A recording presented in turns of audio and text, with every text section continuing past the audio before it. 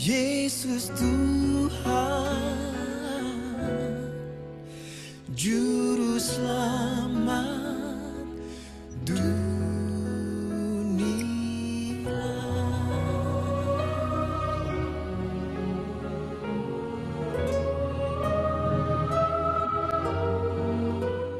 Sambutlah dia, Yesus Tuhan, Juru Selamat dunia. Baik, kita akan mendengarkan firman Tuhan disampaikan oleh Pendeta Paruntungan Girsang dengan tema Seorang Putra telah diberikan untuk kita. Silakan, Pak Girsang. Salam, selamat pagi sahabat-sahabat sekalian. Dan terima kasih untuk juga Pendeta Amos yang ada di tengah-tengah kita. Yang atas undangan saya beliau berkenan hadir. Dan terima kasih juga semua sahabat-sahabat yang setiap Sabtunya hadir ya. Terima kasih banget. Ya, dan mungkin banyak teman-teman kita, ada teman-teman kita yang ada keluar kota kali ya. Dan juga tadi saya menggantikan Pendeta Herianto yang ada di luar kota sekarang ini. Sahabat-sahabat sekalian, pada kesempatan ini kita menyadari sepenuhnya bahwa 2000 tahun yang lalu, ya, kita tahu di 1 Petrus 1 ayat 20 dikatakan, ya, oleh karena orang-orang di zaman itu, ya orang Yahudi di zaman itu, dia katakan Yesus telah dipilih sebelum dunia ada. Tapi karena mereka di zaman itu dan karena kita juga, untuk apa? Kita tahu, untuk mengakhiri zaman dosa, zaman hukum Taurat. Itu yang diakhiri zamannya. Jadi zaman hukum Taurat telah diakhiri karena dosa itu, hukum Taurat ditambahkan kepada bangsa Yahudi supaya dosa melimpah-limpah. Maka zaman itu diakhiri oleh Kristus di kayu salib. Nah itu ya, di kayu salib dia mengakhiri itu, maka dikatakan tetelestai, semua sudah selesai. Ya, itu sudah selesai. Nah, tetapi dia pernah berkata sebelum saya masuk ke firman kita, dia berkata Roh Bait Suci itu pada hari ketiga aku bangkitkan yang baru. Nah, itu telah digenapi dengan kehancuran Bait Suci Allah. Jadi semua telah digenapi dan kita sekarang semuanya adalah masalah dosa, sahabat-sahabat sekalian, teman-teman sekalian, dosa telah diselesaikan Yesus 2000 tahun yang lalu di kayu salib. Jadi mari kita tidak berkata lagi kita orang berdosa. Dosa kita sudah diselesaikan oleh Yesus Kristus di kayu salib 2000 tahun yang lalu. Kalau sekarang kita masih berkata kita orang berdosa, waduh, kalau bagi saya itu kita seperti mengkhianati karya salib Kristus, sahabat-sahabat sekalian. Nah, sedangkan keselamatan itu berbeda dengan pengampunan dosa, penebusan dosa di kayu salib. Tapi keselamatan sesuai dengan Ibrani 9 ayat 28 dikatakan, Yesus turun ke bumi dalam wujud manusia hanya satu kali dalam rangka penebusan dosa bagi banyak orang. Nah, setelah itu, the second time, dia datang ke bumi. Dia datang lagi bukan datang dalam wujud manusia, tapi dia datang dalam wujud roh. Kepada siapa? Untuk menganugerahkan keselamatan. Jadi kedatangan yang kedua bukan lagi menanggung dosa, tetapi untuk menganugerahkan keselamatan bagi yang menantikan dia, yaitu bagi setiap orang yang membuka hati untuk dia menerima Yesus sebagai Tuhan dan Juru Selamatnya. Pemahaman ini penting, marilah terus kita beritakan. Injil Kristus sebagai kabar baik, kabar keselamatan, kabar sukacita. Dan pada hari ini kita akan membahas satu tema yang tidak kalah pentingnya, di mana tema ini sudah diberitakan oleh Nabi Yesaya 700 tahun sebelum Yesus turun ke bumi. Nah, begitu dahsyatnya nubuatan ini, di mana nubuatan ini telah digenapi. Nah, bersyukurlah bagi kita, sahabat-sahabat sekalian, kalau bangsa Yahudi dulu mereka mempelajari sesuatu yang belum terjadi, saudaraku. Masih teka-teki. Tapi bagi kita belajar sesuatu yang telah tergenapi, saudaraku. Dan kita hanya melihat bahwa itu semua sudah terjadi dan bagaimana kita memahami ini. Nah, tugas kita, Bapak, Ibu, saudaraku, sesuai dengan Amsal 25 ayat 2 dikatakan kemuliaan Allah merahasiakan sesuatu. kemuliaan Allah ialah merahasiakan firman-Nya. Tapi kemuliaan yang Tuhan berikan kepada setiap kita adalah untuk menyelidiki kebenaran firman. Supaya apa? Supaya kita bisa memberitakan kebenaran itu dengan benar. Karena 1 Timotius 4 ayat 16 berkata, awasilah dirimu, awasilah ajaranmu. Jadi bagi kita semua yang mengajar, menginjil, mari kita mengawasi diri kita dan mengawasi pengajaran kita. Agar apa yang kita katakan itu sesuai dengan kebenaran, supaya kita juga selamat dan orang yang kita layani yang mendapat berita kebenaran, berita baik, berita keselamatan itu mereka juga mendapatkan keselamatan. Baiklah, saya share layar saya. Ini judul tema apanya? Judulnya teman-teman sekalian, kita sudah lihat di undangan. Ya, jadi seorang putra telah diberikan untuk kita. Ini terkutip dari Yesaya 9 ayat 6 di HP kita. Kalau di Alkitab ayat 5. Maksud dan tujuan pemberitaan kita hari ini adalah, teman-teman sekalian, kita mau menyelidiki dengan ayat menjawab ayat untuk mengenal Sang Putra sebagai Tuhan, ya, dengan tepat dan benar. Artinya pemahaman kita dengan tepat dan benar. Karena kitab Hosea 4 ayat 6 berkata, umatku binasa karena tidak mengenal Allah. Jadi kalau orang tidak mengenal Allah, maka mereka bisa dikatakan binasa, teman-teman sekalian. Nah, dengan demikian kita berharap kita semua bisa mengerti, bisa mengalami Tuhan itu, dan bahkan kita bisa menghidupi Tuhan itu sendiri. Dan kita tahu bahwa jiwa kita telah diselamatkan. Dan kita pun telah dimerdekakan oleh kebenaran di dalam Kristus Yesus Tuhan. Wah, ini dahsyat. Dan keselamatan jiwa sesuai dengan 1 Petrus 1 ayat 9, itulah yang diselidiki oleh para nabi-nabi dari zaman dulu tentang keselamatan itu. Nah, Bapak Ibu Saudaraku, ternyata yang diselamatkan itu adalah keselamatan jiwa kita. Karena jiwa kita inilah kita bisa merasa bahagia, tentram, damai atau tidak. Manakala kita mengenal Kristus sebagai Tuhan dan mengerti siapa Tuhan dan siapa kita di dalam Dia. Nah, ini memberikan suatu damai sejahtera, ya. Betul-betul berita sukacita, berita keselamatan jiwa kita sudah diselamatkan di dalam Dia. Nah, ini luar biasa sekali, ya. Saya lanjut. Nah, kita mau melihat siapa Dia? Ya, siapa Dia? Ini penting sekali Bapak Ibu sekalian. Yesaya 9 ayat 6 berkata, sebab seorang anak, ya, seorang anak.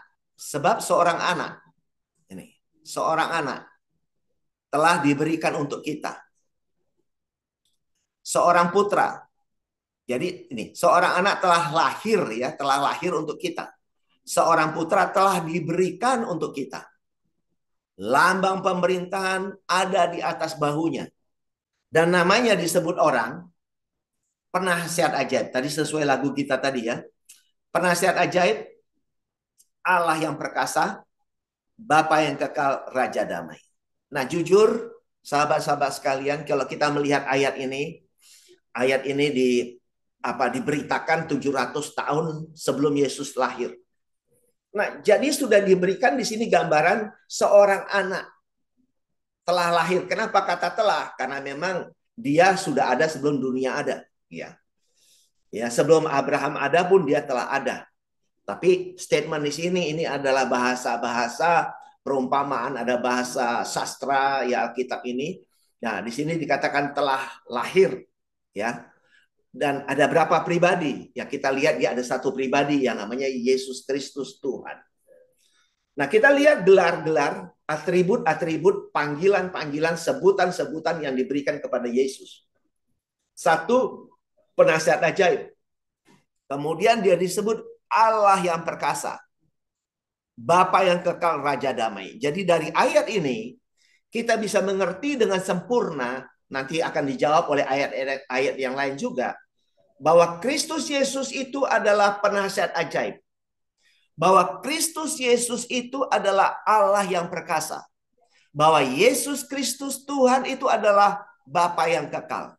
bahwa Yesus Kristus Tuhan adalah Raja Damai. Saya yakin Bapak, Ibu, Saudaraku yang hadir semua setuju dengan ayat ini ya. Setuju dengan ayat ini. Mari kita lanjutkan. Nah, di Alkitab dikatakan one, satu atau esa. Dengan tegas, Kitab Ulangan berkata, ya, Kitab Ulangan 6 ayat 4 berkata, dengarlah hai orang Israel. Tuhan itu Allah kita. Tuhan itu esa. Jadi Tuhan itu Allah kita. Jadi ini satu statement. Tuhan itu Allah kita. Jadi bukan beda-beda ya. Tuhan itu ya Allah kita. Bukan dibedakan Tuhan sendiri, Allah sendiri. Tidak. Jadi Tuhan itu Allah kita. Bapak Ibu sekalian. Ya. Jadi Tuhan itu Allah kita. Tuhan itu esa. Jadi apakah itu disebut Tuhan? Apakah disebut Allah? Ya dia esa. Nah itu ya. Nah kemudian dalam bahasa Inggrisnya dengan jelas disebut, Hear, O Israel, the Lord our God, the Lord is one, ya one, satu, one tunggal satu, ya satu. Dan juga di Perjanjian Baru dikatakan di kitab Markus 12 ayat 12, jawab Yesus, hukum yang pertama ialah dengarlah hai orang Israel, Tuhan Allah kita. Tuhan Allah kita. Tuhan itu esa. Jadi Tuhan itu esa. Jadi kalau ada orang seberang mengatakan Tuhan kita tiga, ya itu salah. Ya salah. Makanya banyak orang menjadi mualaf ya gara-gara ini tidak mengerti ini. Sehingga banyak yang jadi mualaf. Jadi marilah tugas kita bersama untuk memberitakan kebenaran bahwa Tuhan itu esa. Sehingga tidak ada lagi orang akan jadi mualaf, ya teman-teman sekalian. Pagi tadi saya juga mendengarkan khotbah ada YouTube orang pendeta muda Amerika di satu perguruan tinggi. Itu dia jadi mualaf gara-gara yaitu tidak mengerti membaca firman. Dia sebagai pendeta tapi tidak mengerti, teman-teman sekalian. Saya sangat prihatin sekali dan dia jadi mualaf, orang bule ya. Saya sangat prihatin melihat itu. Jadi tugas kita bersama ini sangat penting, Bapak, Ibu, Saudaraku. Jadi Tuhan Allah kita, Tuhan itu esa. Ya, esa.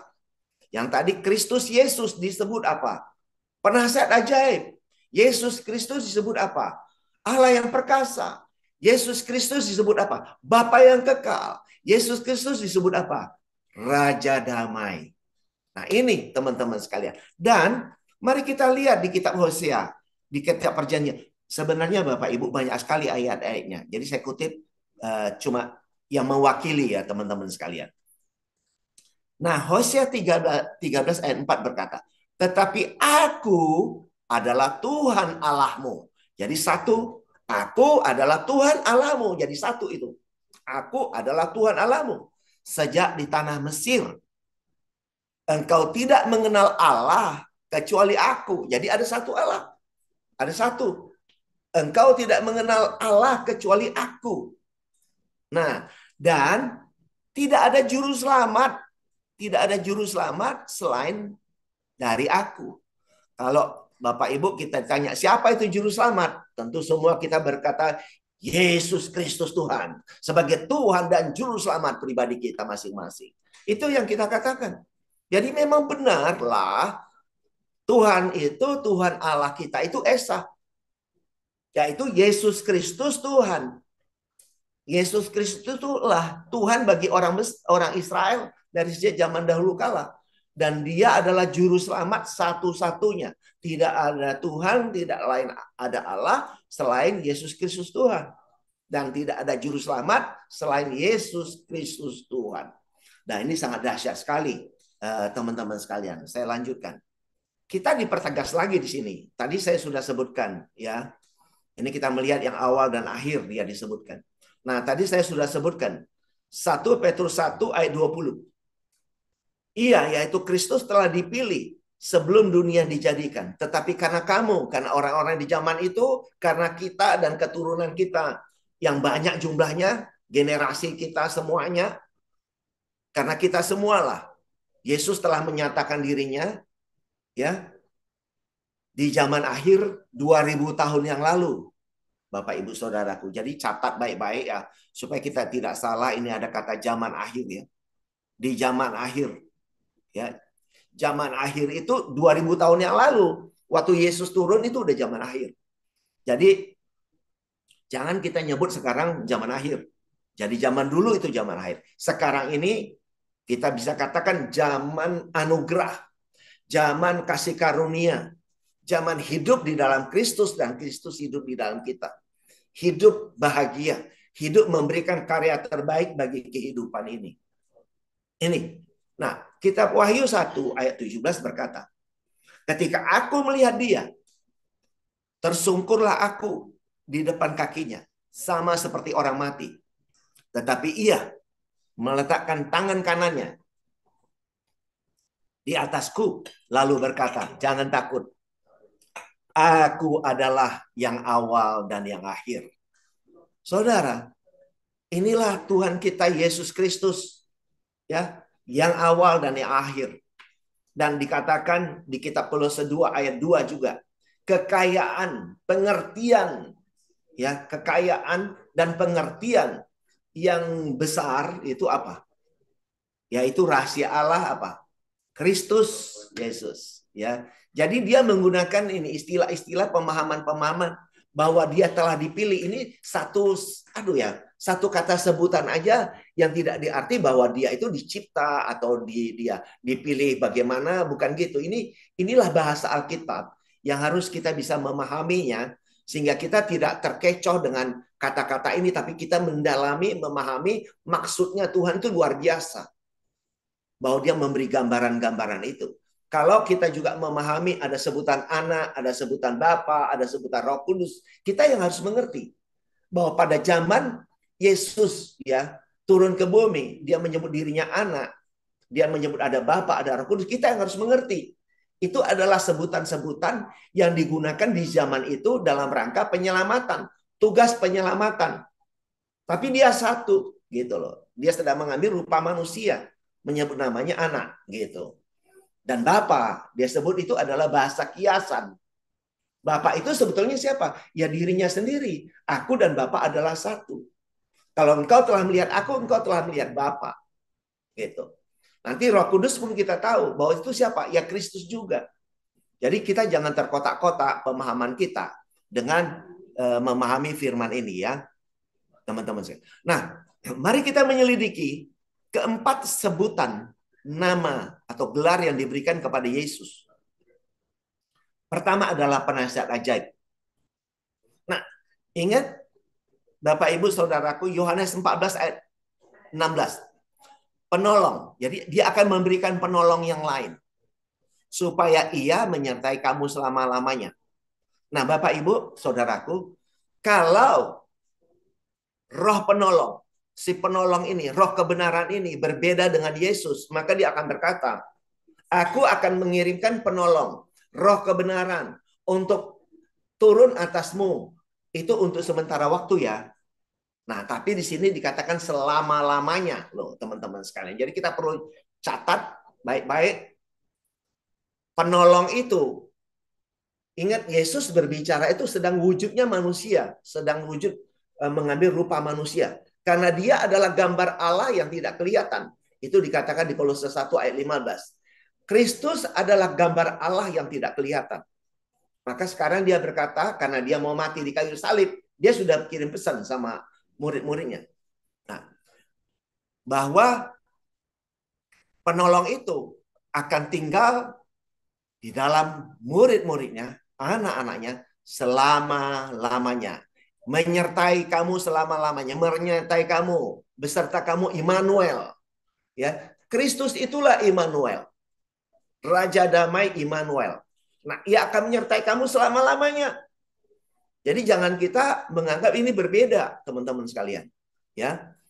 Nah, dikatakan juga di Lukas 12, Roh Kudus mengajar kamu. Nah, di Galatia 5 ayat 25 dikatakan, kalau engkau hidup oleh roh, maka engkau dipimpin oleh roh. Ya. Di Kejadian 2 Korintus 3 ayat 17 dikatakan Tuhan adalah roh. Ya kan? Tuhan adalah roh, teman-teman sekalian. Di mana ada roh Allah, di situ ada kemerdekaan. Nah, Allah itu roh. Yohanes 4 ayat 24 berkata, Allah itu roh. Sembahlah dia dalam roh dan kebenaran. Jadi kalau kita berbicara roh, yaitu sang Allah sendiri. Dan dia juga itulah Kristus itu sendiri. Karena Kristus itu adalah firman yang menjadi manusia. Dunia tidak dia dan tidak mengenal dia. Tetapi kamu mengenal dia. Sahabat-sahabat sekalian. Dikatakan kepada murid-muridnya, kamu mengenal dia. Kapan murid-murid mengenal roh kebenaran? Yang mereka kenal itu Yesus Kristus Tuhan. Mereka itu yang bergaul karib dengan Kristus. Nah, inilah bahasa-bahasanya ya. Dan kamu mengenal dia. Sebab dia menyertai kamu. Dan akan diam di dalam kamu. Nah, akan diam di dalam kamu. Ingat, saudaraku, Yesus juga berbicara kepada murid-muridnya. Akulah pokok anggur, engkau ranting-rantingnya. Kalau aku ada di dalam kamu, kamu ada di dalam aku, kamu berbuah banyak. Di luar aku, kamu tidak bisa berbuat apa-apa. Sahabat-sahabat sekalian, dia menggunakan kata aku. Aku, ya, pokok anggur. Aku ada di dalam kamu, kamu ada di dalam aku. Jadi sangat jelas relevansi ayatnya, teman-teman sekalian. Kalau di sini roh kebenaran ada di dalam Kristus. Jadi relevansi ayat ini jelas. Dialah Immanuel, menyertai sampai selama-lamanya, teman-teman sekalian. Jadi juga dia katakan, akulah kebenaran, akulah hidup. Ya, akulah jalan, kebenaran, dan hidup. Nah, ini dahsyat sekali, teman-teman sekalian. Maka juga di sini, di Korintus 13 ayat 5 dikatakan, ujilah dirimu, apakah engkau tidak tegak dalam iman? Selidikilah dirimu, apakah Kristus Yesus ada tidak dalam dirimu? Bila tidak, engkau tidak tahan uji. Unless you are disqualified, kalau tidak ada Tuhan dalam kita, teman-teman sekalian.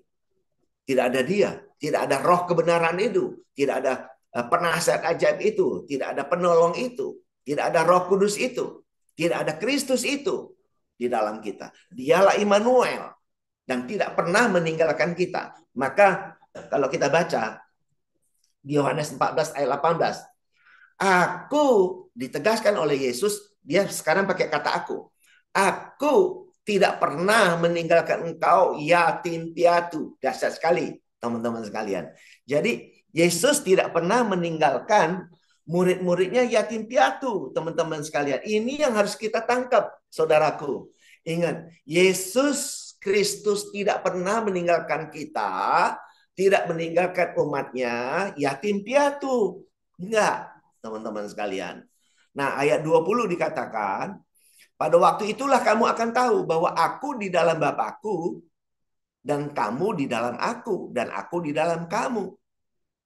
Jadi aku di dalam kamu. Tadi dia bilang roh penolong, roh kebenaran. Aku di dalam kamu, sahabat-sahabat sekalian. Dia sudah kembali berbicara kembali kepada apa? Natur kealahannya. Natur ilahi itu sendiri, yaitu roh. Nah, dia sudah berbicara begitu dalam. That's why I said that. Maka saya katakan tadi, sesuai dengan firman Tuhan kitab Hosea. Umatku binasa karena tidak mengenal Allah. That's why kita hari ini CCM pada tempatnya sebagai wadah untuk kita sama-sama belajar dan sama-sama bertumbuh dalam kebenaran. Nah, ini penting sekali, teman-teman sekalian. Dan dikatakan juga, ya, tadi udah di Yohanes. Nah, aku dan Bapa adalah satu. Dan kalau engkau telah melihat aku, kau telah melihat Bapa. Nah, kemudian di Yohanes 14 ayat 26. Tetapi penghibur, yaitu Roh Kudus, yang akan diutus oleh Bapa dalam namaku. Jadi dalam nama dia, Yesus. Ya, dialah yang akan mengajarkan segala sesuatu kepadamu. Dan akan mengingatkan kamu akan semua yang telah kukatakan kepadamu. Tadi dia ngomong itu wujudnya manusia. Tapi sekarang dia sudah berbicara dalam dimensi roh. Untuk berbicara masuk dalam dimensi roh, teman-teman sekalian. Nah, waktu di ayat ini, di Yohanes 14 ayat 26, Yesus masih berdiri dalam wujud manusia di tahun 30 Masehi. Tapi dia sudah berbicara ke beberapa saat kemudian. Karena di ayat 19 dikatakan juga, sesaat lagi kamu tidak melihat aku, tapi sesaat lagi kamu melihat aku. Gitu loh. Ya. Tapi melihat, ya waktu itu memang dia menampakkan diri. Dan kemudian mereka dibaptis dalam api dan roh, teman-teman sekalian. Nah, Yohanes 16 ayat 13 berkata, tetapi apabila ia datang, yaitu roh kebenaran, ia akan memimpin kamu ke dalam seluruh kebenaran. Nah, dahsyat banget. Jadi, Roh Kudus, roh yang ada di dalam kita, yaitu siapa? Yaitu Kristus itu sendiri, yang dalam wujud roh. Karena Kristus itu adalah Allah yang roh. Dia maha hadir. Sekarang ada di Indonesia, ada di mana-mana, di belahan bumi ini. Setiap orang yang fokus kepada Kristus, Kristus ada. Alive. Kristus itu hidup di dalam setiap orang percaya. Ya. Saya lanjutkan, teman-teman. Ini pertama kita berbicara penasihat ajaib. The second kita berbicara Allah yang perkasa. Nah, Allah yang perkasa. Matius 28 ayat 18 berkata, Yesus mendekati murid-muridnya dan berkata, kepadaku telah diberikan segala kuasa di sorga dan di bumi. Jadi segala kuasa di sorga di bumi ada di tangan Yesus Kristus. Nah, ini juga yang diperkatakan di Kolose 1 ayat 15 sampai 17. Bahwa sebelum segala sesuatu ada, aku telah ada. Yesus berkata demikian. Dan segala sesuatu ada di dalam aku, ada di dalam Kristus. Yesus berkata demikian. Dan di Yohanes 1 ayat 1 dan 14 kita tahu bahwa firman itu adalah Allah. Dan firman itu telah menjadi manusia. Ya, firman telah menjadi manusia, mengambil rupa manusia. Firman itu telah menjadi manusia dan diam di antara kita. Dan kita telah melihat kemuliaannya. Ya, jadi kemuliaan Tuhan telah diberikan kepada kita orang percaya, teman-teman sekalian. Nah, Roma 9 ayat 5. Mereka adalah keturunan Bapa leluhur yang menurunkan Mesias. Ini menceritakan tentang perjanjian lama ya di kitab Roma. Dalam keadaannya sebagai manusia yang ada di atas segala sesuatu. Ia adalah Allah yang harus dipuji sampai selama-lamanya. Jadi Mesias inilah yang ditunggu oleh bangsa Yahudi. Nah, waktu Mesias turun ke bumi pun mereka tidak mengenalnya. Dan sang Mesias ini, yaitu Yesus Kristus Tuhan, dia adalah Allah yang harus dipuji sampai selama-lamanya. Ya, sampai selama-lamanya. Nah, Yohanes 9 ayat 5. Selama aku ada di bumi, ya, aku ada di dunia, akulah terang dunia. Nah, inilah yang dikatakan di kitab Kejadian 1 ayat 3. Ya. Tuhan berfirman, jadilah terang, maka terang pun jadi. Nah, itu jangan dikatakan Tuhan menciptakan terang itu, tidak. Itu bentuk deklarasi. Satu deklarasi bahwa ini loh. Waktu di awal-awal di kitab Kejadian telah dikenalkan, ya, Musa menulis, ini loh Yesus Kristus sebagai terang dunia. Nah, baru digenapi di kitab Yohanes ini. Akulah terang dunia. Ya, ini cerita Yesuslah terang dunia. Nah, di 2 Timotius 4 ayat 1, di hadapan Allah dan Kristus Yesus yang akan menghakimi, ya, menghakimi orang yang hidup dan yang mati. Jadi dialah yang perkasa, dialah ya yang akan menghakimi orang yang hidup dan yang mati. Kita tahu juga di seberang sahabat-sahabat kita yakin dia bahwa Yesus atau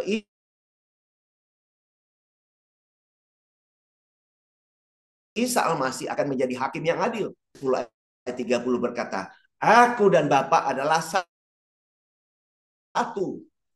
Kalau kau telah melihat aku, engkau telah melihat Bapa. Namamu yang telah engkau berikan kepada aku. Jadi nama Yesus Kristus itu adalah nama Sang Bapa itu sendiri. Ya, nama Sang Bapa itu sendiri, teman-teman sekalian. Saya lanjut. Nah, sekarang kita berbicara yang ketiga, Bapa yang kekal. Nah, Yohanes 10 ayat 30 kata, aku dan Bapa adalah satu. Ini nggak bisa ditawar-tawar. Nah, aku dan Bapa adalah satu. Kalau kau telah melihat aku, kau telah melihat Bapa. Ya. Kemudian Lukas 1 ayat 33. Dan ia akan menjadi raja atas kaum keturunan Yakub sampai selama-lamanya. Jadi sampai selama-lamanya, sampai kekekalan. Dan kerajaannya tidak akan berkesudahan. Nah, ini menunjukkan kerajaan Kristus itu tak akan berkesudahan. Roma 5 ayat 21. Supaya sama seperti dosa berkuasa dalam alam maut, demikian kasih karunia akan berkuasa oleh kebenaran untuk hidup yang kekal. Oleh siapa? Oleh Yesus Kristus, Tuhan kita. Dahsyat sekali, sahabat-sahabat sekalian. Nah, di Yohanes 8 ayat 24 dikatakan, karena itu tadi aku berkata kepadamu, bahwa kamu akan mati dalam dosamu, sebab jikalau kamu tidak percaya bahwa akulah dia. Yesus menegaskan, akulah dia, akulah sang Bapa itu. Kalau kamu nggak percaya akulah sang Bapa itu, kalau engkau telah melihat aku, engkau melihat Bapa. Nama Bapa yang telah diberikan kepada Yesus Kristus. Kalau nggak percaya ini, maka kamu akan mati dalam dosamu. Nah, dipertegas di Yohanes 16 ayat 25. Semua ini kukatakan kepadamu dengan kiasan. Akan tiba saatnya, aku tidak lagi berkata-kata kepadamu dengan kiasan, tetapi terus terang memberitakan Bapa kepadamu. Jadi saudaraku, kata Bapa adalah kiasan, saudaraku. Tapi kalau memang saudara mau berdoa Bapa di surga ini, ya, tapi pikiran kita harus tertuju kepada Kristus, bukan bentuk yang lain, teman-teman sekalian. Ya, bukan bentuk yang lain. Jadi kata Bapa itu adalah kiasan, saudaraku. Karena waktu dia menyebut aku ini anak Allah, waktu di zaman itu dia udah dilempari batu, teman-teman sekalian. Udah dilempari batu, teman-teman sekalian. Bayangkan kalau dia sebut akulah Allah, waduh, ya, dia nggak bisa mengabarkan Injil kebenaran, waktunya nggak bisa gitu. Ya, jadi kita harus melihat bahasa seperti ini. Coba kita minta Tuhan untuk membukakan pikiran kita, karena murid-murid Yesus juga banyak tidak mengerti akan kebenaran. Waktu Yesus berkata di Lukas 24 ayat 44. Nah, di ayat 45 sebelum Yesus terangkat ke surga, Yesus membuka pikiran murid-muridnya sehingga murid-muridnya mengerti kitab suci. Kita pun, kalau Tuhan tidak membuka pikiran kita, kita mau baca berapa kali pun susah, teman-teman. Kita mintalah Tuhan membuka pikiran kita sehingga kita mengerti juga kitab suci, saudaraku. Ini penting sekali. Saya lanjutkan. Ini adalah Raja Damai. Ini Raja Damai. Nah, Kolose 1 ayat 20 berkata, dan oleh dialah, oleh Kristuslah, Yesus Kristuslah, ya, ia. Nah, ia di sini, ya ini tentu Bapa. Tapi Bapa itu ya sebetulnya dia sendiri juga sebetulnya. Karena dia sedang mengambil wujud manusia. Ya, Yesus sedang mengambil rupa manusia. Dialah. Ia, oleh karena dialah, ia memperdamaikan segala sesuatu dengan dirinya. Baik yang ada di bumi maupun yang ada di surga. Sesudah ia mengadakan pendamaian oleh darah. Ya, oleh darah disalib Kristus, disalib, ya, oleh darah salib Kristus. Ya, oleh darah salib Kristus. Jadi kematiannya di kayu salib itulah jalan pendamaian, teman-teman sekalian. Ya, tanpa darah, tanpa salib, kita tidak bisa didamaikan dengan Kristus, dengan Tuhan itu sendiri, teman-teman sekalian. Jadi salib adalah jalan damai, jalan pendamaian. Benteng-benteng itu dihancurkan karena ada salib. yang menghancurkan itu, karya darah Kristus yang kudus itu menghancurkan segala sesuatunya, sehingga membuat relasi kita yang tadinya terputus, yang terputus dengan Tuhan, mati, tidak ada hubungan dengan Tuhan, menjadi nyambung dengan Tuhan, menjadi hidup di dalam Dia. Nah, maka ditegaskan di kitab Roma 6 ayat 3. Atau tidak tahukah kamu bahwa kita semua telah dibaptis dalam Kristus? Wow, ini dahsyat ya. Walaupun kita dibaptis di gereja masing-masing, oke, itu sebagai aturan organisasi. Tapi yang penting kita bisa menangkap ini, bahwa kita telah dibaptis dalam Kristus, telah dibaptis dalam kematiannya. Jadi saudara, kita telah dibaptis dalam kematian Kristus, saudara. Ayat 4. Dengan demikian kita telah dikuburkan bersama-sama dengan Dia oleh baptisan dalam kematian, supaya sama seperti Kristus telah dibangkitkan, saudara.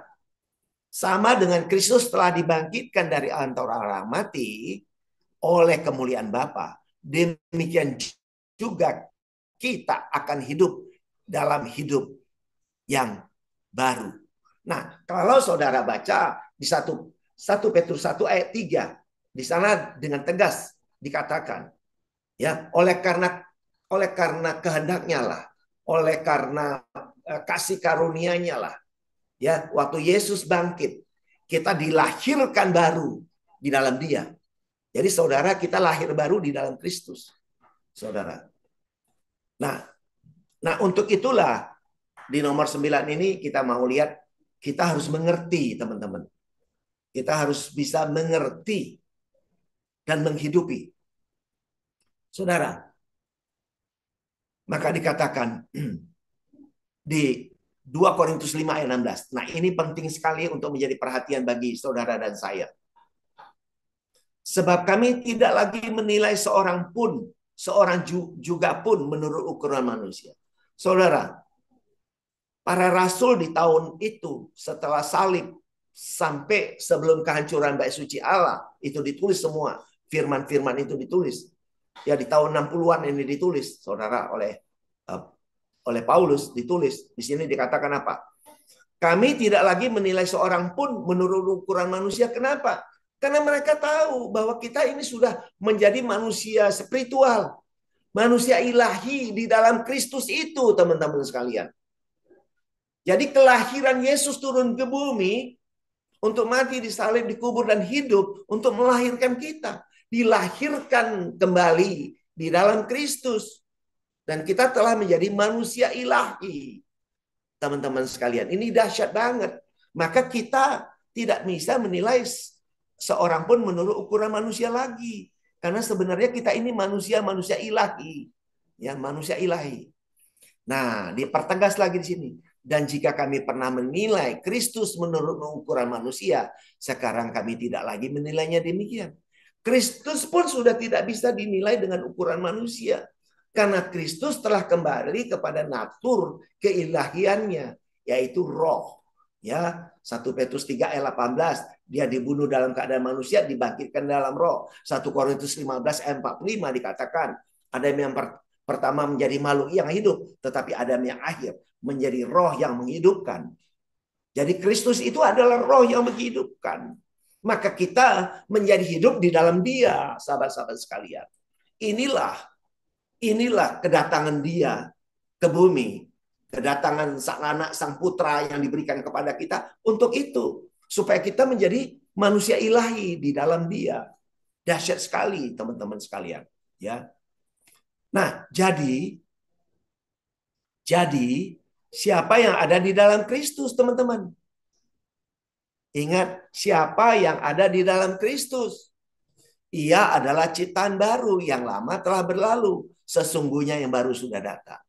Jadi dalam kehidupan kita sehari-hari, kita harus sadar sesadar-sadarnya bahwa kita ini manusia baru. Kita ini manusia ilahi yang hidup di dalam Kristus Allah yang roh.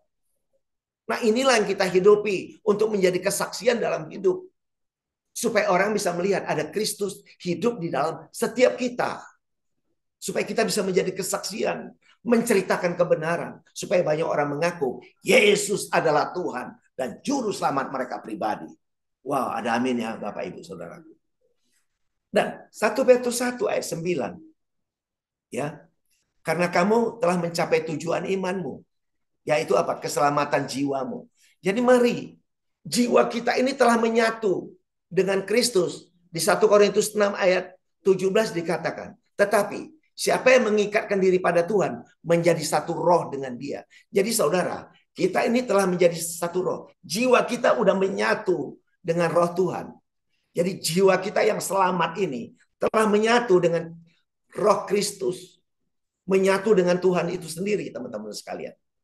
Dahsyat. Nah, maka kitalah tubuhnya. Kitalah gerejanya. Dia menjadi kepala gereja. Ada amin, saudaraku. Dahsyat sekali, teman-teman. Dahsyat sekali. Nah, maka Yohanes 8 ayat 36 dikatakan. Jadi apabila anak itu memerdekakan kamu, kamu pun benar-benar merdeka. Jadi saudara, kita ini adalah orang yang benar-benar merdeka. Tidak ada ayat apapun yang mengintimidasi saudara dan saya. Kita telah dimerdekakan oleh Kristus. Kita telah dimerdekakan oleh kebenaran itu sendiri. Ada amin saudaraku. Wow. Kelahiran Yesus turun ke bumi. Kematiannya disalib dan kebangkitannya telah merubah segala sesuatu. Ya, menciptakan kita menjadi manusia baru di dalam Dia. Kita adalah manusia ilahi yang siap memberikan karya terbaik bagi kehidupan ini. Bagi lingkungan, bagi keluarga, bagi bangsa-bangsa, bagi Indonesia ya khususnya. Dahsyat sekali. Nah, Filipi 2 ayat 13. Karena Allah lah yang mengerjakan di dalam kamu baik kemauan maupun pekerjaan menurut kerelaannya. Saudara,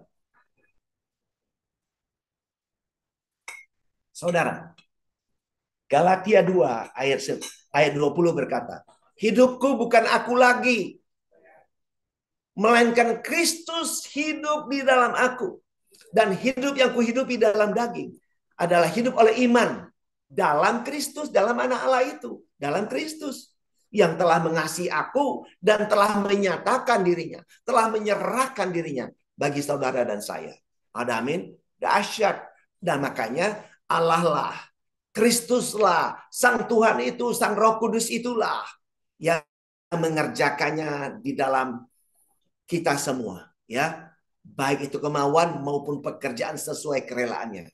Maka kita harus siap. Kita semua siap dipakai Tuhan di dalam kehidupan ini untuk menjadi kesaksian, untuk memberitakan kebenaran, kabar sukacita, kabar keselamatan, kabar baik itu kepada banyak orang. Ini penting sekali. Dan terakhir, teman-teman, kesimpulan dan kesimpulan ya teman-teman sekalian, kesimpulan dan ajakan. Saudara, tadi kita tahu bahwa telah diberikan seorang putra kepada kita. Seorang anak telah lahir dan telah diberikan kepada kita seorang putra. Namanya siapa Bapak Ibu? Yesus Kristus Tuhan. Dan kita tahu bahwa Allah itu roh. Ya, Yohanes 4 ayat 24. Tuhan adalah roh. 2 Korintus 3 ayat 17. Adalah roh. Dan Kristus adalah roh yang menghidupkan, teman-teman sekalian. Kristus adalah roh yang menghidupkan. Jadi dia seorang anak. Tadi namanya gelarnya adalah penasihat ajaib. Namanya, atributnya disebut orang juga Allah yang perkasa. Sang Kristus adalah Bapa yang kekal.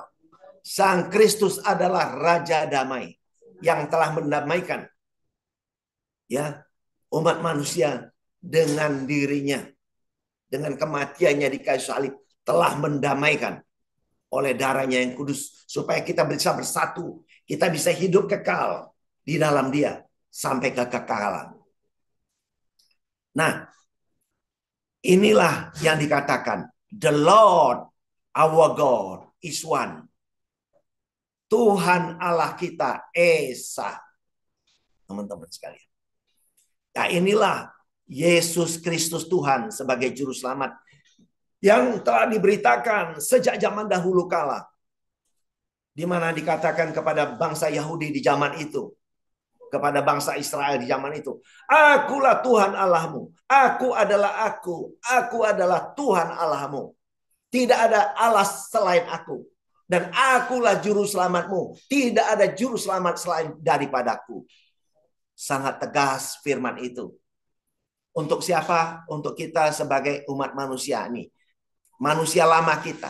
Oleh karena karya salib inilah, kematian Yesus di kayu salib, kedatangannya diperingati hari Natal, sampai dia mati di salib ini. Supaya apa? Supaya kita ditebus dosanya. Nah, makanya Ibrani 9 ayat 28 berkata, Yesus hanya satu kali saja turun ke bumi dalam wujud manusia untuk mati di kayu salib, untuk penebusan dosa banyak orang. But the second time, kali kedua, ia datang tidak untuk menebus dosa lagi, tapi menganugerahkan keselamatan, memberikan keselamatan bagi yang hatinya terbuka untuk menerima Kristus sebagai Tuhan dan Juru Selamat. Ada amin saudaraku, dahsyat sekali saudaraku. Saya waktu mengerti kebenaran ini, saya benar-benar berapi-api saudaraku. Jadi kita telah dilahirkan baru.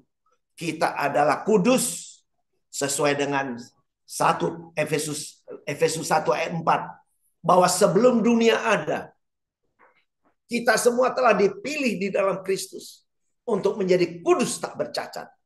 Jadi saudara, kita semua adalah orang-orang yang kudus tak bercacat. Saudara, mari katakan bersama-sama ya di masing-masing. Aku adalah orang kudus. Aku tak bercacat. Hidupilah ini. Maka saudara tidak akan jatuh bangun dalam dosa dan kesalahan saudara. Karena saudara menghidupi kebenaran itu. Menghidupi kekudusan di dalam Kristus. Bukan karena saudara hebat. Karena Kristus itulah yang dahsyat. Saudara hidup di dalam dia. Dia hidup di dalam saudara. Dahsyat sekali saudaraku.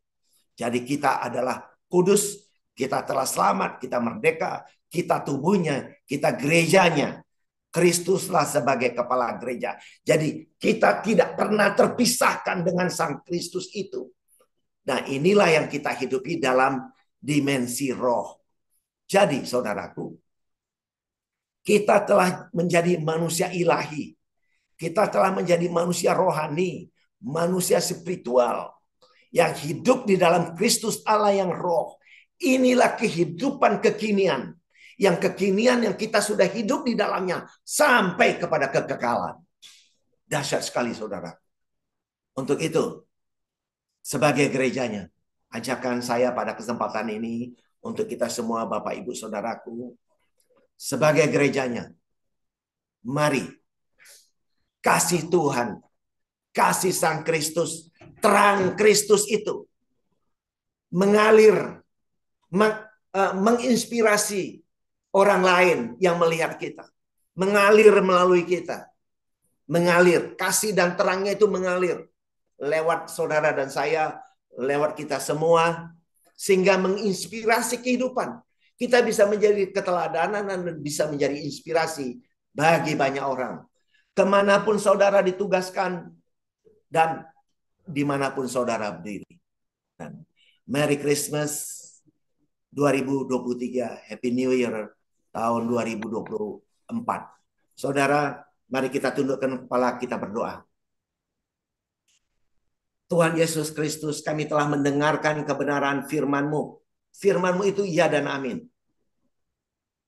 Kami mengucap syukur karena Engkau telah memberikan kepada kami kemuliaan-Mu untuk menyelidiki kebenaran firman-Mu. Di mana kami mempelajari ayat menjawab ayat. Sehingga ayat-ayat itu berbicara kepada kami. Memberikan kepada kami pencerahan. Sehingga kami benar-benar mengerti apa itu kebenaran-Mu. Bahwa kami telah dimerdekakan. Kami telah diselamatkan. Dan kami menjadi kesaksian. Kemanapun Engkau tugaskan kami. Dimanapun kami berdiri Tuhan. Apapun tugas dan fungsi kami. Terima kasih. Karena hidup kami bukan kami lagi. Tapi Engkau yang hidup dalam kami. Terima kasih Tuhan. Tuhan, inilah kami. Biarlah Engkau terekspresikan, Engkau mengalir kasih-Mu, terang-Mu mengalir lewat kami, setiap kami. Baik itu pribadi lepas pribadi, keluarga lepas keluarga, maupun kami sebagai komunitas dimanapun kami ada.